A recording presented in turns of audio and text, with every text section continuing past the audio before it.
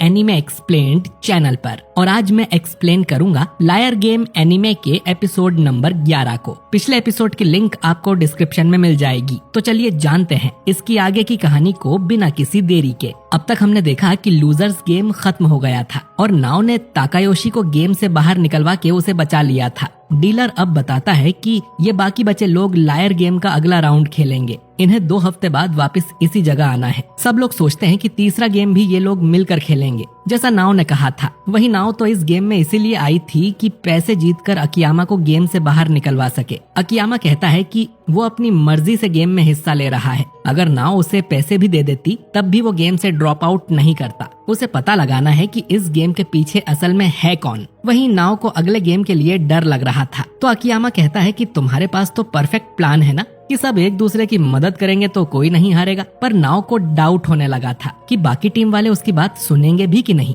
अकियामा कहता है कि दूसरों पे डाउट करना अच्छी बात होती है। इस तरह आप उस इंसान के बारे में और भी जान पाते हो। लोगों पे भरोसा करने के चक्कर में लोग उस इंसान को ठीक से जान ही नहीं पाते। नाओ को अकियामा की ये बात बहुत अच्छी लगती है, क्योंकि नाओ अभी तक ऐसे ही जी रही थी। वो लोगों पे भरोसा कर लेती थी, लेकिन उन्हें अंदर से जानने की कोशिश नहीं करती थी। अकियामा उसे सलाह देता है कि तुम्हें लोगों पर शक करना चाहिए, तभी तुम उनके दिल में छुपी सच्चाई को देख सकोगी। 2 हफ्ते बाद ये सभी लोग उसी जगह पहुंच जाते हैं। यहाँ इन सब को एक कार्ड दिया जाता है जो कि ये अगले गेम में इस्तेमाल करेंगे। इसके बाद इन सभी को बस में बैठने को बोला जाता है। बस फिर एयरपोर्ट की तरफ जाने लगती है, जो देख बाकी सब डर जाते हैं कि कहीं एलजीटी वाले उन्हें दूसरे देश में ना ले जाएं। ड्राइवर कहता है कि ऐसा कुछ नहीं होगा। इन सबको फिर एयरपोर्ट के एक खाली पड़े हिस्से की तरफ ले जाया जाता है। डीलर इन सबका यहाँ स्वागत करता है और कहता है कि इस बार का गेम पिछले गेम से अलग होने वाला है, क्योंकि ये एक टीम गेम होगा और इसका नाम है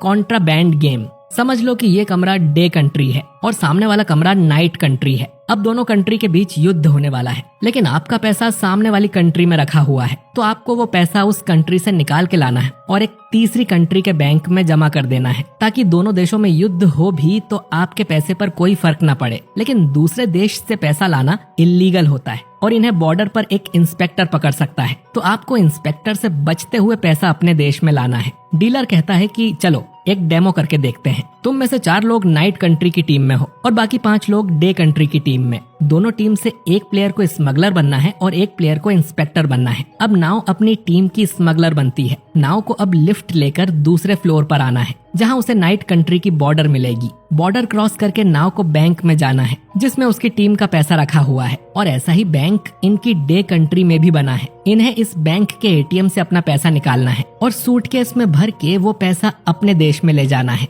जो कार्ड इन्हें गेम के शुरुआत में दिया गया था वो असल में एटीएम कार्ड है। नाओ देखती है कि सिर्फ उसके अकाउंट में ही 300 मिलियन येन थे। डीलर कहता है कि थर्ड कंट्री के बैंक में इनके 100 मिलियन पहले से पड़े हैं, यानी कि पूरे 400 मिलियन, यानी कि हारने पर कर्जा भी 400 मिलियन का होगा। अब स्मगलर जितना चाहे उतना पैसा एटीएम से निकाल सकता है और उसे सूटकेस में डाल के ले जा सकता है, लेकिन सूटकेस में 100 मिलियन से ज्यादा पैसे नहीं आते। वो अब नाओ से कहता है कि वो जितना चाहे उतना पैसा सूटकेस में डाल सकती है। इसके बाद ये वापस बॉर्डर पार करने जाते हैं, लेकिन इस बार इन्हें इंस्पेक्टर मिलता है, जो कि रूम में ले जाकर स्मगलर से पूछताछ करेगा। ये रूम साउंड प्रूफ है, यानी कोई इसके अंदर की या बाहर की आवाज नहीं सुन सकता। स्मगलर और इंस्पेक्टर यहाँ 10 मिनट के लिए बैठेंगे। अकियामा अभी के लिए इंस्पेक्टर बन जाता है। इंस्पेक्टर अब स्मगलर से पूछताछ कर सकता है, लेकिन सूटकेस को हाथ नहीं लगा सकता। 10 मिनट के बाद इंस्पेक्टर को बताना होगा कि ये सूटकेस खाली है या इसमें पैसा है, और अगर है तो कितना पैसा है। लेकिन अगर तुम्हारा तुक्का गलत निकला तो तुम्हें स्मगलर को उल्टा पैसे देने पड़ेंगे।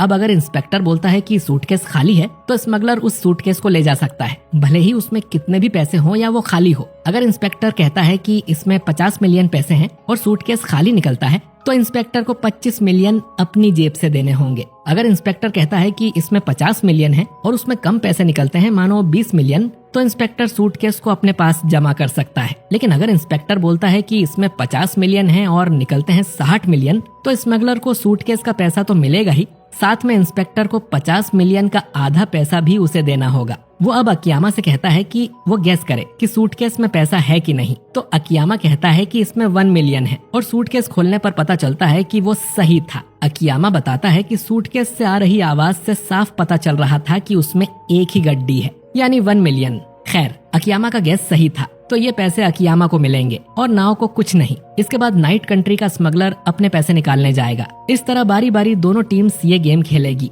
और ये लोग टोटल 50 राउंड खेलेंगे, जो सबको बहुत ज्यादा लगते हैं। लेकिन डीलर कहता है कि एक बार गेम शुरू होने दो, 50 राउंड्स तो चुटकी बजाते ही निकल जाएंगे। इन्हें बस जितना हो सके उतने ज्यादा पैसे अपने अकाउंट में लेना है। गेम के एंड में जिस टीम के अकाउंट में ज्यादा पैसा होगा वो जीत जाएगी और जितना भी पैसा इनके अकाउंट में होगा वो इन्हें इनाम के रूप में बांट दिया जाएगा। अगर नाव 300 मिलियन ले आती है और 100 मिलियन उसके अकाउंट में पहले से हैं, तो उसे 400 मिलियन मिलेंगे। इनके पास पैसे कमाने के और भी तरीके हैं, जैसे अगर उस टीम का इंस्पेक्टर गलत गैस करता है तो उसे आधे पैसे देने होंगे, और इनकी टीम का इंस्पेक्टर सही गैस करता है तो वो सामने वाले के पैसे खुद रख सकते हैं। और अगर सामने वाली टीम का पैसा इनकी कंट्री में रह जाता है तो वो पैसा भी इनके इनाम में जुड़ जाएगा। यानी ये लोग इस गेम से बिलियंस में पैसा जीत सकते हैं, पर इन्हें दिए गए 400 मिलियन इन्हें वापस जमा करने होंगे, यानी हारने पर 400 मिलियन का कर्जा। यूजी अब कहता है कि वो लोग उनकी टीम कैसे बनाएंगे। नाओ मन में सोचती है कि कुछ भी हो जाए, अकियामा उसकी टीम में होना चाहिए। डीलर कहता है कि उनकी टीम पहले से तय हो गई है, वो सभी लोग एक टीम में रहेंगे, डे कंट्री वाली टीम में। वो इन्हें दूसरे 9 लोगों से मिलवाता है जो कि सामने वाली टीम यानी नाइट कंट्री टीम में है। ये लोग भी पिछले गेम खेलकर यहाँ तक पहुँचे थे और इनका डीलर भी अलग था। ठीक 1 घंटे बाद ये गेम शुरू हो जाएगा। ये लोग सोच रहे थे कि नाइट टीम वाले तो दिखने में खतरनाक लग रहे थे, पता नहीं हम उनसे कैसे जीतेंगे। हम तो सोच के आए थे कि नाव की तरह एक दूसरे की मदद करेंगे, लेकिन अब तो नए लोगों से सामना है। दोनों डीलर्स टीवी पर ये सब देख रहे थे। पहला डीलर दूसरे को बताता है कि ये यूजी दिमाग से और शरीर से काफी स्ट्रांग है और बहुत चालाक है, लेकिन इससे भी तेज दिमाग अकियामा का चलता है। लेकिन मेरी नजर इस लड़की नाव पर है, जो वैसे तो बहुत मूर्ख है लेकिन हमेशा बाकी प्लेयर्स से कुछ हट कर करती है। लेकिन तुम्हारी टीम भी कम नहीं है, उसमें योकोया है। दूसरा लीडर कहता है कि सही कहा, योकोया से इन्हें जरूर डरना चाहिए। और ये एपिसोड यहीं पर एंड हो जाता है। तो दोस्तों, एक नया गेम शुरू हो चुका है और इस बार सामना एक नई टीम से है। क्या अकियामा इन्हें हरा पाएगा? जानेंगे अगले एपिसोड में।